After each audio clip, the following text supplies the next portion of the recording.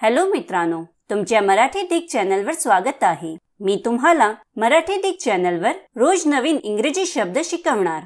तर चला वेळ न घालवता आजच्या व्हिडिओमध्ये शिकूया इंग्रजी शब्द ॲब्सॉर्ब। ॲब्सॉर्बचा मराठीत अर्थ शोषणे किंवा आत्मसात करणे होत आहे। ॲब्सॉर्बला आपण वाक्यात प्रयोग करून बघूया। पहिला वाक्य आहे Plants absorb nutrients from the soil. दुसरा वाक्य आहे It's hard to absorb so much information. तिसरा वाक्य आहे Clever children absorb knowledge easily. चौथा वाक्य आहे The company will absorb all the costs. Friends, व्हिडिओला लाईक, शेअर आणि कमेंट करायला विसरू नका आणि चॅनलला सबस्क्राइब करा। Thank you.